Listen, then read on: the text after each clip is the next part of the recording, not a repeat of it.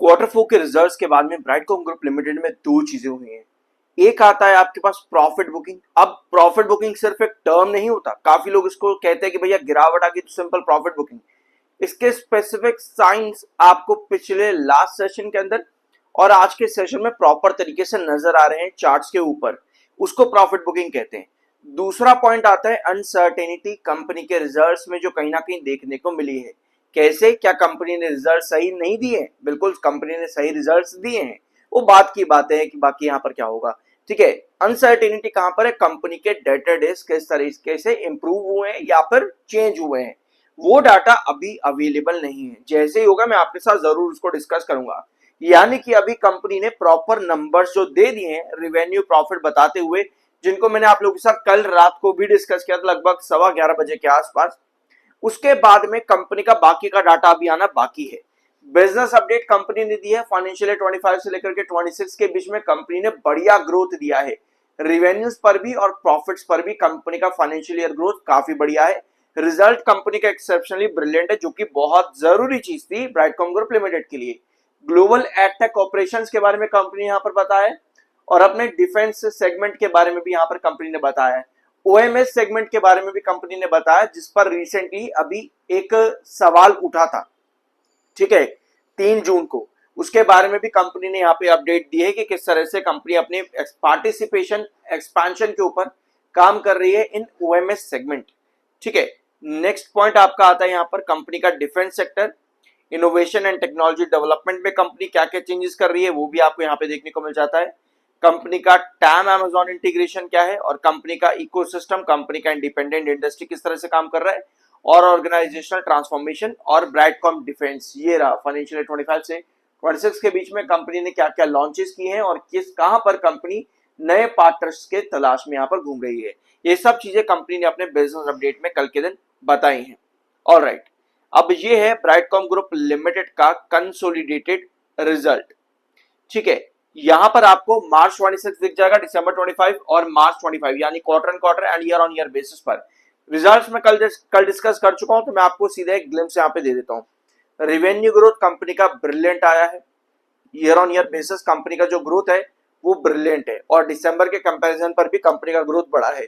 Although जब आप numbers देखते हो तो वहां पे नंबर्स कंपनी के जरूर गिरे हैं, लेकिन जो इंपॉर्टेंट पार्ट होता है वो ग्रोथ का होता है, तो वहां पर कंपनी ने बढ़िया काम किया है। यानी कि क्वार्टर ऑन क्वार्टर बेसिस जो नंबर खराब है ये नेगेटिव साइन इतना नहीं बनाता है कंपनी के गिरावट के लिए। जो नेगेटिव साइन गिरावट के लिए है वो सिर्फ और सिर्फ आपके चार्ट्स पर आपको नजर आएगा। प्रॉफिट ग्रोथ में भी कंपनी ने बहुत बढ़िया काम किया है, यहां पर भी कंपनी का ग्रोथ एक्सेप्शनली ब्रिलियंट आया है। कंपनी ने यहां पर भी बहुत बढ़िया काम किया, ये रहा कंपनी का प्रॉफिट। और फाइनेंशियल ईयर बेसिस पर भी कंपनी के प्रॉफिट्स काफी बढ़िया है और फाइनेंशियल ईयर बेसिस पर कंपनी के रिवेन्यूज भी काफी बढ़िया से ग्रो किए हैं। तो रिजल्ट कंपनी का एक्सेप्शनली ब्रिलियंट है। टेक्निकली स्टॉक ओवरबॉट ऑलरेडी चल रहा है, जो कि बेरिश सिग्नल देता है, जो कि बताता है कि यहाँ पर सेलिंग आने वाली है। 81.8 पर आपका एमएफआई, 73.7 पर आपका आरएसआई है। अब जो मैं शुरुआत में बात कर रहा था कि कंपनी ने अपने डेट के बारे में नहीं बताया है, वो इसलिए क्योंकि मार्च 26 का डाटा अभी कंपनी ने अपलोड नहीं किया है। ऑल्दो ये स्क्रीनर वेबसाइट है, अगर आप कंपनी के अपडेट्स में भी देखोगे तो वहां पर भी अभी डाटा अवेलेबल नहीं है। ऑल्दो स्क्रीनर पर भी अवेलेबल नहीं है और साथ में बाकी अदर साइट्स के ऊपर भी कोई डाटा भी अवेलेबल नहीं है आपके मार्च 26 के अकॉर्डिंग। यानी कि मार्च 25 में कंपनी का जो डेटा डेज था 278 पर आया था, इन कंपैरिजन विद मार्च 24 287 से 278। अब कितना डेटा डेज कंपनी का गिरता है ये बहुत ज्यादा इंपॉर्टेंट है। ऑल्दो इन्वेंट्री डेज आपको यहाँ पर नील नजर आएगा, ये कंपनी का इन्वेंट्री डेट है, इन्वेंट्री डेज है जो कि नील है, जो कि एक अच्छा साइन होता है। मतलब कि अगर कंपनी कुछ प्रोड्यूस कर रही है तो उसको हाथों हाथ कंपनी बेच भी रही है, जो कि एक अच्छी चीज होती है। बट नील कुछ अवेलेबल ही नहीं है यहाँ पर, तो ये भी एक सवाल को इंडिकेट करता है कि भाई कुछ अवेलेबल क्यों नहीं है यहाँ पे। उसके पहले कंपनी 2020-21 में, वो जो कि बहुत पुरानी बात है, उसके बाद में कंपनी में बहुत कुछ बदल चुका है, ये चीजें आपको पता होंगी। ऑलराइट, इसके अलावा कंपनी का वर्किंग कैपिटल, अब क्योंकि कंपनी का डेटर डेज काफी ज्यादा हाई है और वर्किंग कैपिटल भी उसके कंपैरिजन में बहुत ज्यादा हाई है, 385 पर वर्किंग कैपिटल है। ठीक है, तो कहीं ना कहीं ये भी एक कंसर्न बन जाता है। अभी कंपनी पर सवाल बहुत सारे हैं। आई बिलीव कि जब तक कंपनी मार्च 26 का डाटा नहीं देती, ये जो क्वार्टर फोर का रिजल्ट है ये आधा अधूरा है। जैसे ही आएंगे मैं आपके साथ जरूर अपलोड कर दूंगा। ऑलराइट, सब्सक्राइब जरूर करना। I am NISM 7 certified. अब आते हैं ब्राइटकॉम ग्रुप लिमिटेड के चार्ट पर। जो मैं आपको वीडियो की शुरुआत में बता रहा था कि आपके पास चार्ट्स पर सिग्नल मिलते हैं कि सेलिंग आई है, प्रॉफिट बुकिंग आई है कि नहीं आई है। सिर्फ कहने देने से काम नहीं चलता कि भैया गिरावट होगी, कह देंगे प्रॉफिट बुकिंग हो गई, लोग समझेंगे कि भैया बड़ा समझदार आदमी है। इससे काम नहीं होता है।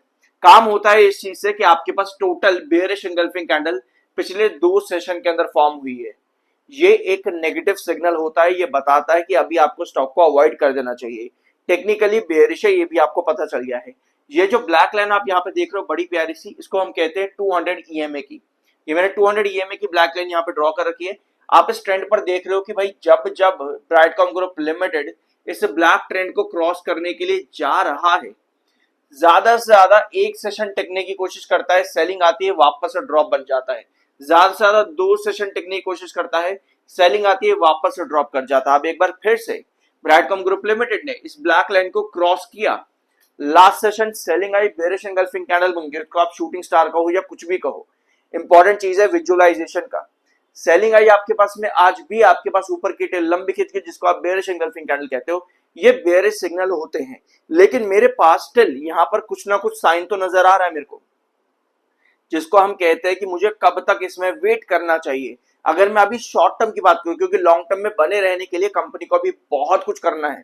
कंपनी अभी जीरो कर रही है, मैं आपको बताऊं, भी जीरो कर रही है। अभी बहुत कुछ कंपनी को रिकवर करना बाकी है अपने बिजनेस के अंदर। आपको ये चीज पता होगी कंपनी का पास किस तरह से चला है, फ्यूचर में वो रिकवरी बननी जरूरी है। क्योंकि भैया अगर पास को साथ में जोड़ कर कोई भी कंपनी चलेगी और उसका इंतजार करेगी खत्म होने का, तो दिक्कतें बढ़ती हैं। यानी अभी कंपनी को बहुत कुछ करना, अगर आपको उसमें लॉन्ग टर्म के लिए बनना है तो। शॉर्ट टर्म में आपको इस तरह से रैलीज देखने को मिलेंगी, लेकिन कितना सस्टेन कर रही है वो बहुत ज्यादा जरूरी है। तो 200 ईएमए इस ब्लैक लाइन के ऊपर जब तक है, ये चार्ट आपका अच्छा है।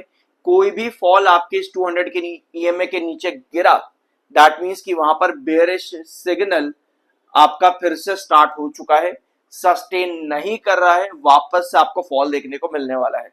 जब तक 200 ईएमए जो कि 11.35 पे है, जब तक इसके ऊपर है तब तक सही है। इसके नीचे कोई भी गिरावट आपको बेयरिश सिग्नल को इंडिकेट कर देती है।